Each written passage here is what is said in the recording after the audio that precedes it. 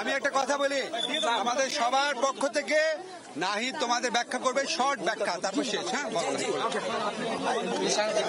প্রিয় সাংবাদিক বন্ধুগণ এবং সম্মানিত দেশবাসী, আপনারা ইতিমধ্যে সকলে অবগত হয়েছিলেন যে আমরা সমন্বয়ক বৃন্দ এবং আমাদের বৈষম্য বিরোধী ছাত্র আন্দোলনের যে লিয়াজু কমিটি এবং আমাদের সাথে আমাদের সম্মানিত শিক্ষক ঢাকা বিশ্ববিদ্যালয়ের অধ্যাপক আসিফ নজরুল স্যার এবং প্রফেসর তানজিমউদ্দিন স্যার আমাদের সাথে আজকে আমরা একত্রে বঙ্গভবনে এসেছিলাম। মহামান্য রাষ্ট্রপতি এবং সেনাবাহিনী, বিমান বাহিনী এবং নৌবাহিনী, 3 বাহিনী প্রধানের সাথে আমাদের দীর্ঘ সময় বর্তমান পরিস্থিতি এবং অন্তর্বর্তীকালীন সরকার নিয়ে আলোচনা হয়েছে। আমাদের একটি ফলপ্রসূ আলোচনা হয়েছে এবং ছাত্র নাগরিক অভ্যুত্থানকারীদের পক্ষ থেকে যেই সরকার প্রস্তাব করা হবে সেই প্রস্তাবিত সরকারই চূড়ান্ত অন্তর্বর্তীকালীন সরকার হবে, সেই নিশ্চয়তা আমরা আজকে বঙ্গভবন থেকে পেয়েছি।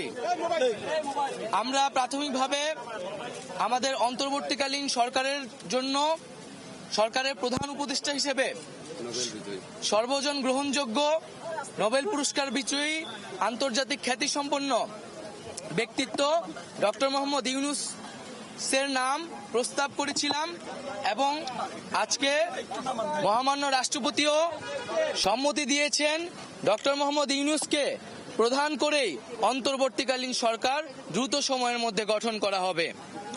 এবং আমরা এই অন্তর্বর্তীকালীন সরকারের একটি প্রাথমিক তালিকা দিয়ে এসেছি, যেখানে নাগরিক সমাজ সহ ছাত্র প্রতিনিধিত্ব রয়েছে এবং খুবই দ্রুত সময়ের মধ্যে আমরা এই তালিকাটি নিয়ে বিভিন্ন রাজনৈতিক পক্ষের সাথে আলোচনার মাধ্যমে এটি চূড়ান্ত করা হবে এবং খুবই দ্রুত সময়ের মধ্যে অন্তর্বর্তীকালীন সরকার ঘোষণা করা হবে। এবং সবার প্রতি আহ্বান থাকবে, আজকে 3 বাহিনী প্রধান এবং রাষ্ট্রপতির সাথে আমাদের দেশের বর্তমান পরিস্থিতি নিয়ে আলোচনা হয়েছে। রাষ্ট্রপতি এবং মহামান্য রাষ্ট্রপতি এবং 3 বাহিনীর প্রধান অভ্যুত্থানকারী ছাত্র নাগরিকদেরকে সম্মান জানিয়েছেন এবং পাশাপাশি দেশে যে ধরনের পরিস্থিতি চলছে, অরাজকতা এবং সহিংসতা আমরা দেখছি নানা ধরনের, তার প্রতি গভীর উদ্বেগ প্রকাশ করেছেন।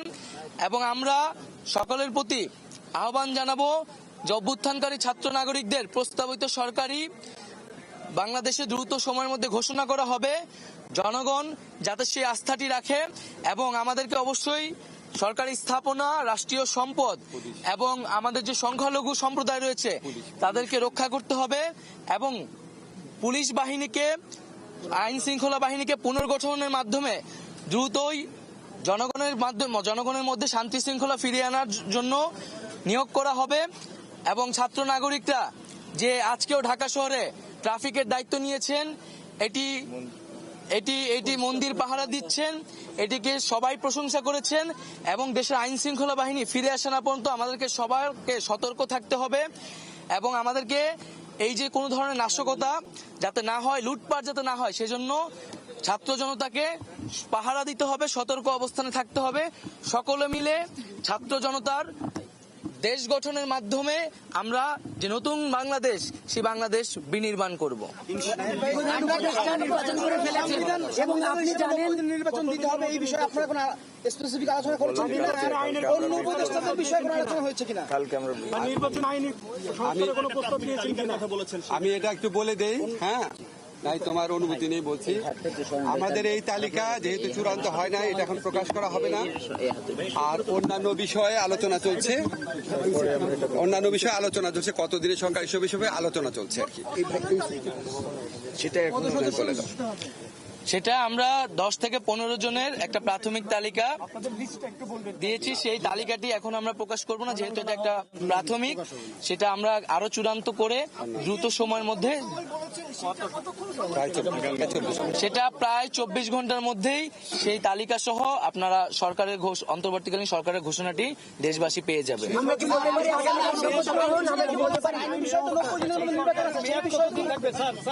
আমি একটা জিনিস বলি আমরা একটা এক্সট্রাঅর্ডিনারি সিচুয়েশনে এই সরকার গঠন করতে যাচ্ছি। এক্সট্রাঅর্ডিনারি সিচুয়েশনে সরকার গঠনের ক্ষেত্রে বিভিন্নভাবে এটাকে বৈধতা দেওয়ার সাংবিধানিক রীতি আছে, নিয়ম আছে, সেটা ফলো করা হবে। সরকারের মেয়াদ এখনই ঠিক করা হয়নি, ওইটা আমাদের এই ছাত্র জনতা, আমাদের যারা সমন্বয়করা, ওনাদের প্রস্তাব ক্রমে ডক্টর মোহাম্মদ ইউনূসকে তত্ত্বাবধায়ক সরকার প্রধান হিসাবে আমাদের রাষ্ট্রপতি সম্মতি জানিয়েছেন। অন্তর্বর্তীকালীন সরকার হিসাবে উনি আসার পর এই ব্যাপারে একটা ঘোষণা আসবে। আমি আপনাদেরকে অনেক কথা বলি অনেক ব্যাপারে, আজকে আমি শুধু দুইটা কথা বলার জন্য আসছি। একটা হচ্ছে আমি আমাদের ছাত্র যারা সমন্বয়ক আছে, নাহিদ, আসিফ, তারপরে আপনার হাসনাত, সার্জিস, বাকের, আজকে ওদের সহ অন্যরা মানে মূলত আলোচনা করেছে তো 4 জন।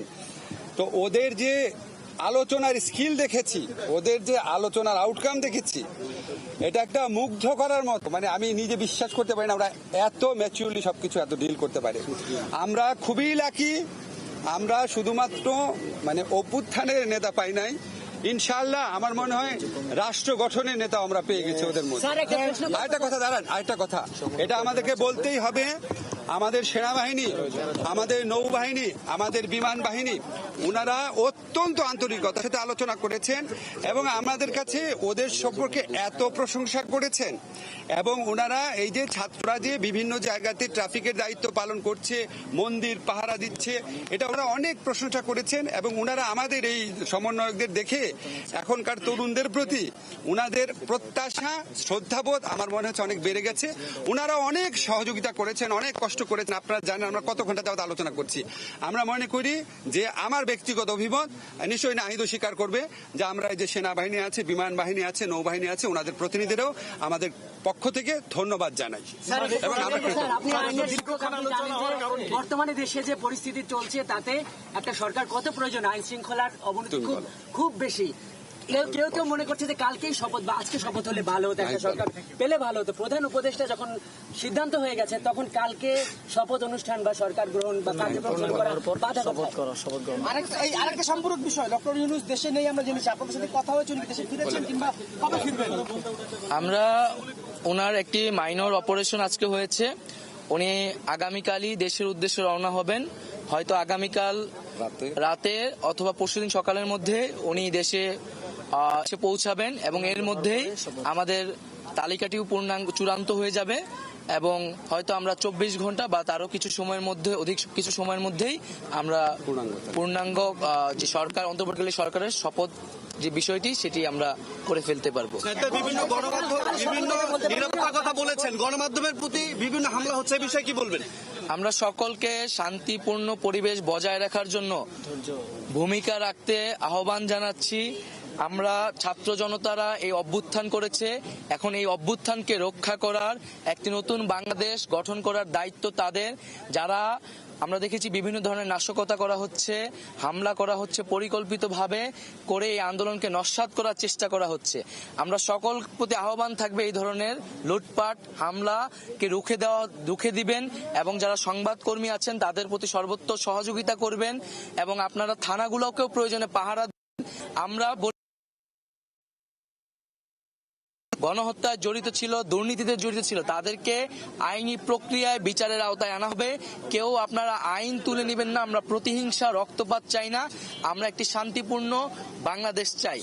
আর আমরা একটি কথা বলে শেষ করছি যে আমাদের আজকে আমরা 15 জনের একটি সদস্য এসেছিলাম, আমাদের প্রতিনিধি দল এসেছিলাম, আমাদের সমন্বয়কদের পক্ষ থেকে 11 জন এসেছিলেন, আর আমাদের লিয়াজু কমিটির পক্ষ থেকে মাহফুজ আলম এবং নাসির আব্দুল্লাহ এসেছিলেন এবং আমাদের শিক্ষকদের পক্ষ থেকে অধ্যাপক আসিফ নজরুল স্যার এবং অধ্যাপক তানজিম উদ্দিন স্যার আমাদের সাথে আজকের আলোচনা ছিলেন। আমরা 3 বাহিনী প্রধান এবং মহামান্য রাষ্ট্রপতির সাথে আমাদের লিয়াজু কমিটির 2 সদস্য এবং আমাদের সমন্বয়কদের পক্ষ থেকে 2 জন আলোচনা করেছি।